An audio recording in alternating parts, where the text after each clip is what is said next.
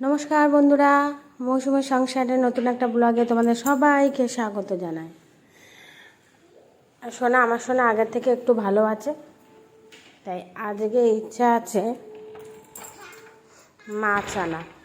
ওই যে ফলুই মাছ খেতে হয় না আজকে, তাই ইচ্ছা আছে আনার। কিন্তু ও কতদূর খেতে পারবে কি পারবে না তা জানি না, কিন্তু যেটা নিয়ম সেটা তো করতেই হবে।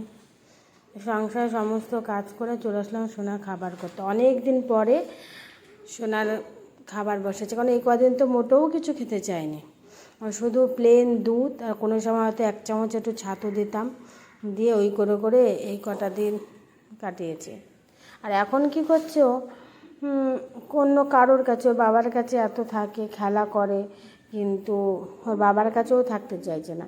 শুধু মা আমার কাছে থাকবে, সবসময় কি নেওয়া সম্ভব? ওর জন্য পুরো ভিডিও, পুরো ব্লগটা করতে পারছি না। ওর ওঠার আগে যতটা পারে কাজ গুছিয়ে নিতে পারে, তার মধ্যে হয়েছে আজকে এক কাণ্ড। এনেছে ফলুই মাছ, যেহেতু খেতে হয়। ফলুই মাছগুলো বেশ বড় বড় হয়েছিল, কিন্তু ফলুই মাছ জ্যান্ত মাছে বিক্রি হয়, মাছ কেটে আনিনি। আমার না মাছ কাটা অভ্যাসটা নেই, জানি এটা খুবই একটা বাজে লক্ষণ, সব কিছু শিখে রাখা ভালো, কিন্তু আমি বাপের বাড়িতে কোনো দিন মাছ কাটিনি। মাই কেটে কুটে রান্না করতো, বা হচ্ছে দোকান থেকে কেটে আনতো, বেশিরভাগ দিনে বাজার থেকে কেটে আনা হতো।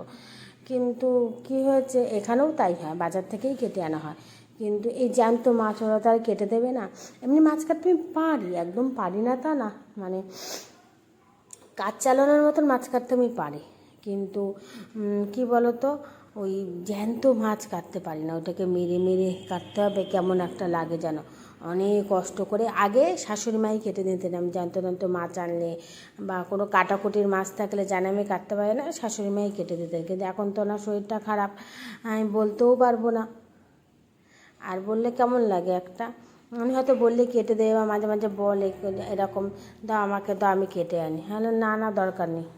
আর বয়স্ক মানুষ, হাত এমনিই কাঁপে, যদি মাছ কাটতে গিয়ে হাত কেটে যায় তাতে বাবা দরকার নেই, আমি যেমন পারি তেমন করব। তা অনেক কষ্ট করে মাছটাকে মেরেছি, কেমন লাগে না জ্যান্ত মাছ মারতে। মেরেছি, মেরে কেটে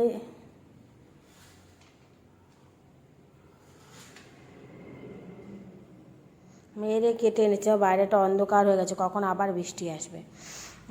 খুব অনেক কষ্ট করে কেটে কুটে এনেছি মাছটা। ওই জন্য সোনা এত জ্বালাতন করে, এখন সব সময় মাকে লাগবে।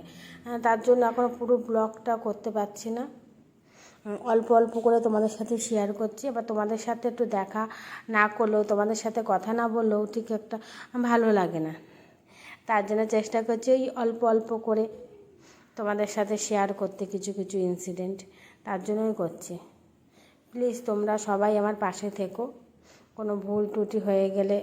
আর এটা দেখো, আজকে মাছের ঝোল করেছি, আর এটা হচ্ছে কলা আর পটলের খোসা একসাথে বেটেছি। বৃষ্টি আসবে, তাই আগে চায়ের বাসনগুলো আছে তাড়াতাড়ি করে মেজে নিয়ে আসি, তারপরে খেতে দেবো ওদের।